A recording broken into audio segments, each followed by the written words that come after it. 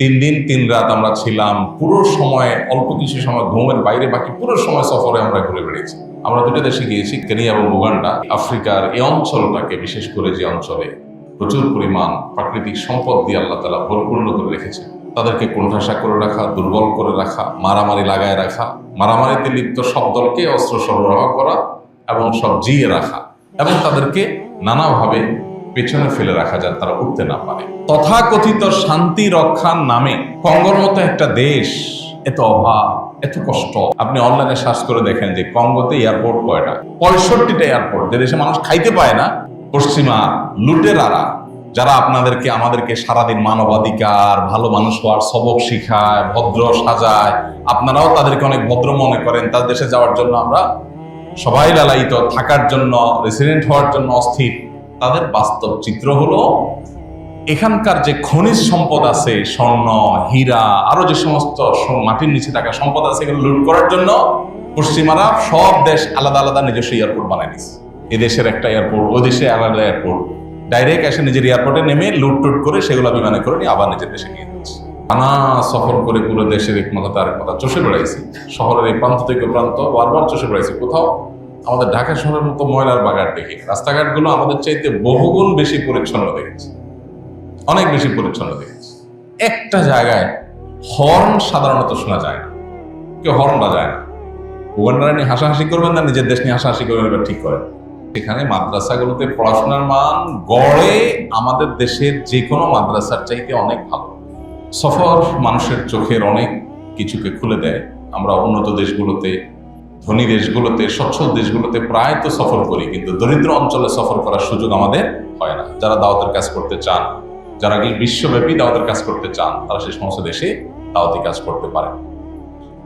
উগান্ডার মতো দেশে, আমাদের দেশের 4-5টা এনজিও, বাংলাদেশের 4-5টা এনজিও উগান্ডার মতো দেশে কাজ করে এবং সুদের বিশাল জাল তারা বিছিয়ে দিচ্ছে।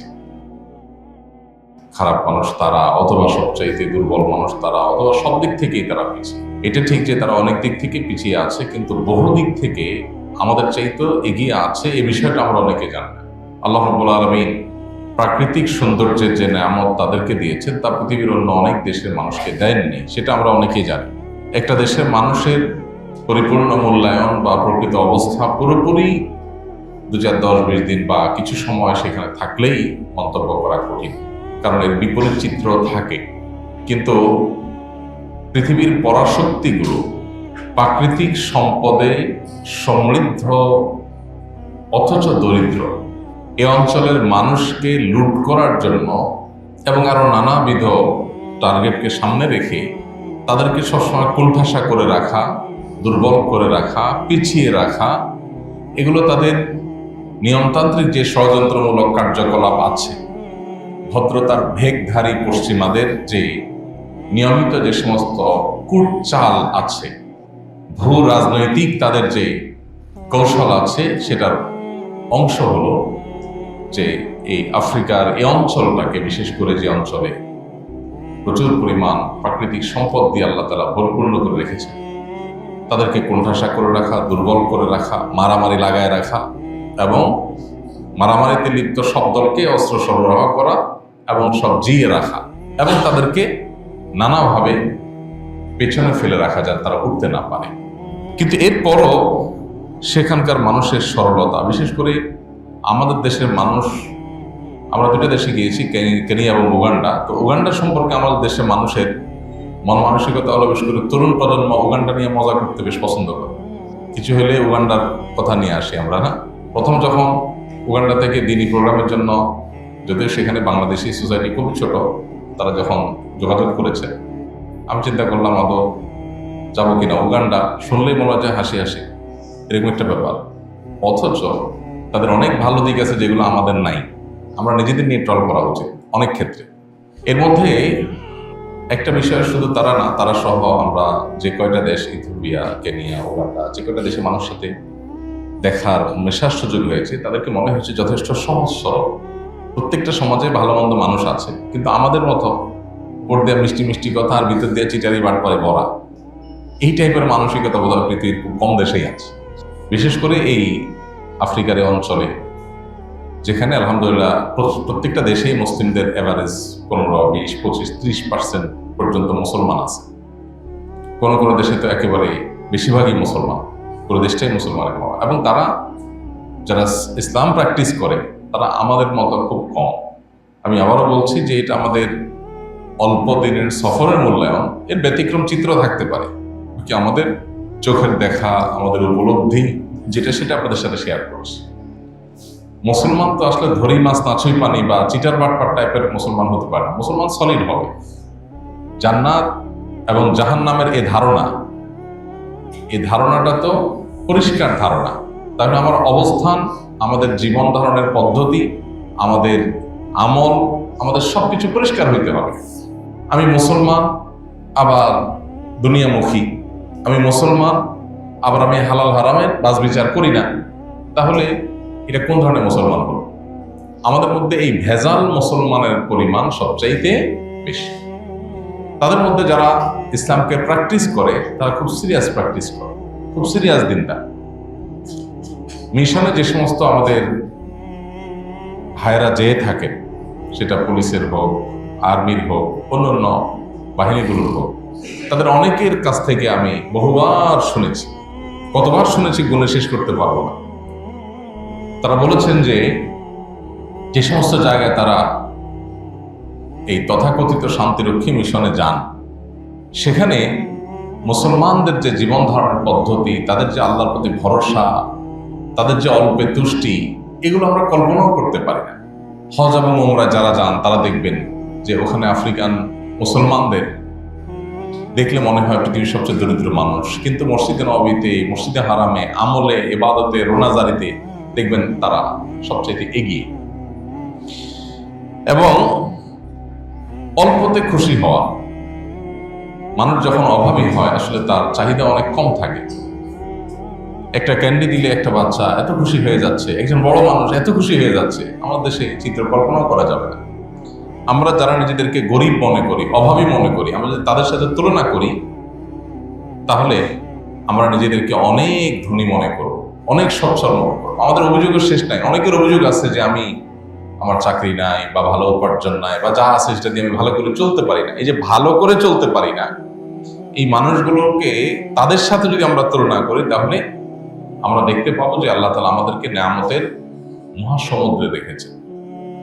এত নেয়ামতের মধ্যে আমরা আছি যেগুলো কল্পনা হয়তো করতে পারবো না। তাদের সমাজের মধ্যে দারিদ্র অনেক, গরিব মানুষ অনেক, মানুষের জীবন মান অনেক সাধারণ, এত কিছুর পরও তারা হাসি খুশি। বেশিরভাগ মানুষ একেবারে গ্রামকে গ্রাম পুরো চষে বেরিয়ে আমরা যা দেখেছি, মনে হয়েছে যে মানুষগুলো যথেষ্ট হাসি খুশি, মানুষের সাথে মিশে প্রকৃতি, হাসতে পছন্দ করে। গায়ের রং তাদের কালো, কিন্তু পরিবেশ এত পরিচ্ছন্ন। আমি অবাক হলাম যে উগান্ডা নিয়ে আমরা হাসাহাসি করি, সেখানে কোনো ময়লার বাগান আমরা দেখিনি। কোথাও থাকলেও থাকতে পারে, বাট আমরা এত ট্রাভেল করেছি, টানা সফর করে পুরো দেশের এক মাথা তার মাথা চষে বেড়াইছি, শহরের এই প্রান্ত থেকে প্রান্ত বারবার চষে বেড়াইছি, কোথাও আমাদের ঢাকা শহরের মতো ময়লার বাগান দেখি। রাস্তাঘাটগুলো আমাদের চাইতে বহুগুণ বেশি পরিচ্ছন্ন দেখেছি, অনেক বেশি পরিচ্ছন্ন দেখেছি। ময়লার কোনো বাগান খেয়াল করিনি। এবং আমি তো অবাক হয়েছি, সামনে তাদের নির্বাচন উগান্ডার মানুষের, তো এমপি ইলেকশনের জন্য পোস্টার যথারীতি তারা ব্যবহার করছে, প্রচারণা চলছে, কিন্তু পুরো রাজধানী কাম্পালা, আশপাশে অন্যান্য শহরগুলো দেখলাম কোথাও একটা জায়গায় কারোর ওয়ালে একটা পোস্টার, একটা সিঙ্গেল পোস্টার আমাদের কারোর চোখে পড়েনি। স্থানীয় প্রবাসী বাংলাদেশে জিজ্ঞেস করলাম, উগান্ডা নিয়ে এত মজা করি আমরা, কই এখানে তো কারোর ওয়ালের মধ্যে রাজনৈতিক নীতিবাক্য লিখতে কাউকে দেখলাম না, কারোর দেয়াল দখল করা, দেওয়াল লিখন করা, এগুলো তো নেই। তো বললে এগুলো কোথাও নেই, নির্দিষ্ট জায়গা আছে, সেখানে সুন্দর করে পোস্টার সাঁটানো আছে, ছবি সংবলিত এমপি পদপ্রার্থীদের, বাস এটাই প্রচার। এর বাইরে যত্রতত্র প্রচার প্রচুর আছে, সেখানে যদিও স্বৈর শাসক আছে দীর্ঘদিন, কিন্তু প্রচারণা আছে, প্রচারণা বিরোধীদের, সরকারিদের সবারই আছে, বাট কারোর ওয়াল দখল করে প্রচারণা, তারপরে নির্বাচন আসলে ওই যে সুতা দিয়া, পোস্টার দিয়া পুরা এলাকা ছেয়ে ফেলা, এই যে নোংরামো, এই যে পরিবেশ দূষণ, এই যে পরিবেশ নষ্ট করা, যারা দেশের সেবা করার প্রতিশ্রুতি দেয় আমাদেরকে, সেই রাজনীতিবিদরা, সব দলের নেতারাই, কোনো দল বাদ নাই, যেই পরিমাণ পরিবেশ তারা নষ্ট করে, যে পরিমাণ কানটাকে ঝালাফালা করে ফেলায়, তাদের নীতি বাক্য শুনাতে শুনাতে মাইক দিয়ে আসতেছে সামনে নির্বাচন, আবার হয়তো শুরু হবে সে অত্যাচার। আমরা সাধারণ জনগণ অতিষ্ঠ। কি সেবা তারা করবে তা নির্বাচনের আগেই বোঝা যায়। আমি সব দলের কথা বলছি, বাংলাদেশের গোটা রাজনৈতিক কালচারই একরকম, কোনো দল এর বাইরে নেই, ইসলামিক দলগুলো এর বাইরে নেই, সব এক। যে আমরা জনগণকে বিরক্ত করে তারপর রাজনীতি করি, যে ঘন্টা নিয়ে হাসাহাসি করি, তাদেরকে তো আমরা এগুলো দেখি না। আচ্ছা, এর বাইরে রাস্তাঘাটে জ্যাম, বিশাল লম্বা লম্বা জ্যাম শহরে, রাজধানীতে একটা লোককে 3 দিন 3 রাত আমরা ছিলাম, পুরো সময়, অল্প কিছু সময় ঘুমের বাইরে, বাকি পুরো সময় সফরে আমরা ঘুরে বেড়িয়েছি। একটা জায়গায় হর্ন সাধারণত শোনা যায় না, কেউ হর্ন বাজায় না। উগান্ডারা নিয়ে হাসাহাসি করবেন না, নিজের দেশ নিয়ে হাসাহাসি করবেন, এবার ঠিক করেন। আর আমাদের প্যাঁ প্যাঁ চোটে রাস্তা চলাই যায় না, থাকাই যায়। তো আল্লাহ রাব্বুল আলামিন তাদেরকে অনেক ভালো জিনিস দিয়েছেন, অনেক সুশৃঙ্খল তুলনামূলক, আমাদের চাইতে তারা সুশৃঙ্খল। ব্যতিক্রম কিছু বিষয় নিশ্চয়ই আছে, কিন্তু এভারেজে ধরলে আমাদের চাইতে অনেক বেশি তারা সুশৃঙ্খল। মাদ্রাসা যেগুলো, সেগুলো আরো বেশি অবাক করেছে আমাদেরকে। আপনারা অনেক অনেক মাদ্রাসার সাথে জড়িত। মাদ্রাসাগুলোতে পড়ালেখার যে মান গড়ে, যে কয়েকটা জায়গায় আমরা গিয়েছি, ভাত তো সবগুলো টিপা লাগে না, কয়েকটা টিপলে হয়। তো এই কয়েকটা জায়গা দেখার পরে আমাদের কাছে মনে হয়েছে যে সেখানে মাদ্রাসাগুলোতে পড়াশোনার মান গড়ে আমাদের দেশের যে কোনো মাদ্রাসার চাইতে অনেক ভালো। আমি তো অবাক হয়েছি, তাদের আরবি ভাষা, তারপরে ইংলিশ, এগুলোর যে মান, যে কোয়ালিটি, বিশেষ করে ছাত্রদের, ছোট ছোট বাচ্চাদের আরবি যে দক্ষতা, সেটা অবাক করার মতো। মনে হয় যে কোনো অ্যারাবিয়ান টিচার দিয়ে তারা পড়াশোনা করে, অথচ তাদের স্থানীয় আলেমরাই তাদের পড়াশোনা করছে, কিন্তু পড়াশোনার মান অসাধারণ। জীবন মান আল্লাহ রাব্বুল আলামিন আমাদেরকে কি পরিমাণ নিয়ামত দিয়েছেন, তারা কোথায় আছে আর আমরা কোথায় আছি, এটাকে কম্পেয়ার করার জন্য তাদের জীবন মানের বিষয়টাকে একটু আনতে চাই। আর এটাই হলো মূল আমার আলোচনার মূল বিষয় এবং মূল ফোকাসের জায়গা।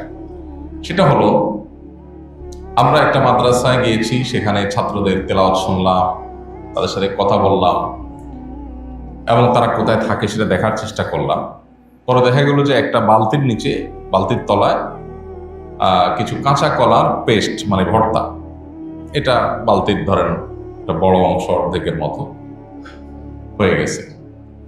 তো এই যে কলার ভর্তা, এটাই তারা লবণ দিয়ে আপনার বাটিতে করে নিয়ে খাচ্ছে, এটাই তাদের খাওয়া, সাথে অন্য কিছু নেই।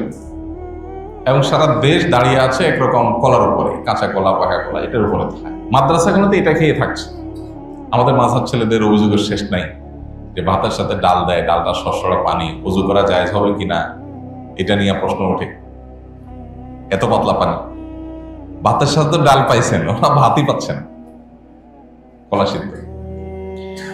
এক মাদ্রাসায়, আমরা মাদ্রাসার মসজিদে আমরা এশার নামাজ পড়লাম, একটু পরে গেছি জামাত শেষ হওয়ার পর। তো নামাজের পরে দেখলাম মসজিদের পাশেই বাচ্চারা, মাদ্রাসার ছেলেরা খাবার খাচ্ছে। তো কি খাচ্ছে একটু কাছে গিয়ে দেখলাম, দেখি যে পাউরুটি এটা লাল চার মধ্যে চুবাচ্ছে আর খাচ্ছে। তো আমরা ধরেই নিছি যে এটা সন্ধ্যার নাস্তা হবে, পাউরুটি দিয়ে চা দিয়ে খাচ্ছে। জিজ্ঞেস করলাম, এটা কি তোমাদের সন্ধ্যার নাস্তা? বললো না, আরবিতে বললো না, এটা আমাদের রাতের খাবার। আমি কি রাতের খাবার পাউরুটি, 1 পিস বা 2 পিস পাউরুটি একটু লাল চায়ের মধ্যে চুবাই খাচ্ছে, রাতের খাবার? তখন আমি বললাম, তোমাদের অফিসে চলো, তোমাদের দায়িত্বশীল কারা আছে। তো গেলাম তাদের অফিসে। অফিসে গিয়ে দেখলাম একটা লোক বসা, তাকে জিজ্ঞাসা করলাম আরবিতে যে এরা বাচ্চারা যে রাতে খাচ্ছে, এটাই কি তাদের রাতের খানা? বলছে হ্যাঁ, এটাই রাতের খাওয়া। বললাম দুপুরে? তাহলে আমি ভাবছি তাহলে দুপুরে কোনো টাইট করে খায়, রাতে আর খাওয়া লাগে না। তো জিজ্ঞেস করলাম দুপুরে কি খায়? বললো দুপুরে সেম খায়, এই জিনিসটাই খায়। পাউরুটি পানিতে চুবায় খায়া জীবন ধারণ করা যায় এবং সেটা সারা বছর একইভাবে, এটাও কি সম্ভব? আমাদের দেশে এত গরিব মানুষ কে আছে বলেন, যে সারা বছর শুধু পাউরুটি পানি চুবায় খায় থাকে? নাই। আমরা নিজেদেরকে অনেক গরিব, যারা অনেক অভিযোগ করেন আল্লাহর কাছে জাল্লা আমার এটা নাই সেটা নাই, তারা যদি ওদের সাথে তুলনা করেন তখন মনে হবে আপনি মহারাজা। এই জন্য আল্লাহ তাআলা দুনিয়ার ক্ষেত্রে আমাদেরকে বিভিন্নভাবে উৎসাহিত করেছেন। নবী সাল্লাল্লাহু আলাইহি ওয়াসাল্লাম হাদিসে পরিষ্কার বলা হয়েছে আমরা যেন দুনিয়ার ক্ষেত্রে আমাদের চাইতে যারা কষ্টে আছে তাদের দিকে তাকাই, তাহলে কি হবে? আল্লাহ তাআলার প্রতি শুকরিয়া এবং কৃতজ্ঞতা আমাদের আসবে। তো জিজ্ঞেস করলাম যে তোমাদের এখানে তো সবজি খুব দাম নাই, যেখানে সেখানে সবজি হয়, আফ্রিকার মাটি ভালো, যেখানে সেখানে গাছপালা হয়, তো তোমরা সবজি কেন খাচ্ছ না? বলে যে আসলে সবজি কেনার মতো টাকাও মাদ্রাসার নাই। তো বললাম যে গোশত সেখানে অনেক কম দাম, খাসি গোশত 300-400 টাকা কেজি বাংলাদেশি টাকা, গরু গোশত এরকম 300 টাকা কেজি, 250-400 টাকা কেজি। তো বললাম এত সস্তা গোশতের দাম তোমাদের এখানে, গোশত তো তোমরা মাঝে মধ্যে খেতে পারো। বলো যে সপ্তাহে একদিন শুক্রবারে গোশত খাই। গোশত কি পরিমাণ খায় সেটা জানি না, তবে আরেকটা মাদ্রাসায় গেলাম, সেটা এতিমখানা, বেশিরভাগই এতিম। তো ওই এতিমখানাতে 45-50 জন এতিম আছে, এর বাইরে মনে হয় সামান্য কিছু বাচ্চা থাকতে পারে। ওদের সাথে আমরা কিছু সময় বসলাম, কথা বললাম, তেলাওয়াত শুনলাম, পড়াশোনার খোঁজ খবর নিলাম, কি খায়, কিভাবে জীবনযাপন করে জানলাম। এরপরে আমাদের সাথে যারা ছিলেন, সফর সঙ্গী যারা ছিলেন, কেউ আমেরিকা থেকে আসছেন, কেউ জাপান থেকে আসছেন, কেউ দুবাই থেকে গেছেন, কেউ বাংলাদেশ থেকে আমার সাথে গেছেন, আমাদের সফর সঙ্গী যারা ছিলেন তাদেরকে উদ্বুদ্ধ করলাম যে আমরা সবাই যার যার সাধ্য অনুযায়ী কিছু দান করি। তো সেটা দিয়ে তাদেরকে 2 বেলা খাবারের জন্য ব্যবস্থা, 1 মাসের খাবারের ব্যবস্থা, এটা আমরা করার উদ্যোগ নিলাম। তো ওরা খাবারের ব্যবস্থা করে যে ছবি পাঠাইছে, সে ছবিতে দেখা গেল যে একটা প্লেট, যে প্লেটে খাবার আমাদের দেশে ভালো খানেওয়ালা মানুষ একজনে খেতে পারবে এরকম খাবার, সেটা 6টা বাচ্চা খাচ্ছে। এটা হলো তাদের সবচেয়ে ভালো করে খানা, যে 2-3 পিস গোশত 6টা বাচ্চা খাচ্ছে। এরপর এত কষ্ট করার পর, এত স্ট্রাগল করার পর তাদের পড়ালেখাতে কোনো কমতি নেই। আমার উপলব্ধি হয়েছে কোনো কোনো সময় অর্থ, সম্পদ, দুনিয়াবি ভালো অবস্থান এগুলো আল্লাহর তরফ থেকে কখনো কখনো ফিতনার কারণ। আল্লাহ যে কোরআনে বলেছেন ইন্নামা আমওয়ালুকুম ওয়া আওলাদুকুম ফিতনা, নিশ্চয়ই তোমাদের সম্পদ এবং সন্তান এগুলো আল্লাহর পক্ষ থেকে অনেক সময় ফিতনা বা পরীক্ষা হয়ে থাকে। তা আমরা সেরকম পরীক্ষার মধ্য দিয়ে আমাদের জীবন যাপন করছি কিনা সেই প্রশ্নটা আমার কাছে বড় করে মনে হয়েছে। আমার কেন জানি মনে হয় আগামীর পৃথিবী তাদের, যাদেরকে লুণ্ঠন করে নিচ্ছে পশ্চিমারা।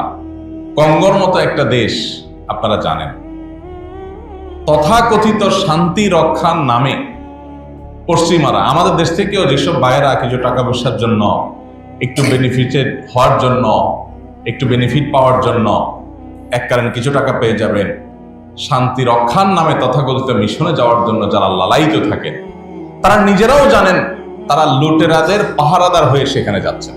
কঙ্গোর মতো একটা দেশ, এত অভাব, এত কষ্ট, মুসলমানরা সিরিয়াস মুসলমান। আপনি অনলাইনে সার্চ করে দেখেন যে কঙ্গোতে এয়ারপোর্ট কয়টা? 65টা এয়ারপোর্ট। 65টা এয়ারপোর্ট। যে দেশে মানুষ খাইতে পায় না সেখানে এয়ারপোর্ট কয়টা? 65টা। মনে হবে যে অনেক ধনী দেশ। তাইলে পশ্চিমা লুটেরারা যারা আমাদেরকে সারাদিন মানবাধিকার, ভালো মানুষ হওয়ার সবক শিখায়, ভদ্র সাজায়, আপনারাও তাদেরকে অনেক ভদ্র মনে করেন, তার দেশে যাওয়ার জন্য আমরা সবাই লালায়িত, থাকার জন্য, রেসিডেন্ট হওয়ার জন্য অস্থির। তাদের বাস্তব চিত্র হলো এখানকার যে খনিজ সম্পদ আছে, স্বর্ণ, হীরা, আরো যে সমস্ত মাটির নিচে থাকা সম্পদ আছে, এগুলো লুট করার জন্য পশ্চিমারা সব দেশ আলাদা আলাদা নিজস্ব এয়ারপোর্ট বানায় নিচ্ছে। এদেশের একটা এয়ারপোর্ট, ওই দেশে আলাদা এয়ারপোর্ট, ডাইরেক্ট এসে নিজের এয়ারপোর্টে নেমে লুটটুট করে সেগুলো বিমানে করে নিয়ে আবার নিজের দেশে নিয়ে যাচ্ছে। তো আল্লাহ রাব্বুল আলামিন পশ্চিমা লুটেরাদের হাত থেকে এই অঞ্চলকে হেফাজত করুন এবং দ্বীনের জন্য আল্লাহ তাআলা এটাকে কবুল করুন। কোরআন এবং সুন্নাহর জন্য আল্লাহ রাব্বুল আলামিনের ভূমিকে পরিপূর্ণভাবে কবুল করুন, আমরা সে দোয়া করি। তাদের অনেক নেগেটিভ দিকও আছে, সেগুলো আমরা হয়তো আলোচনা করলাম না।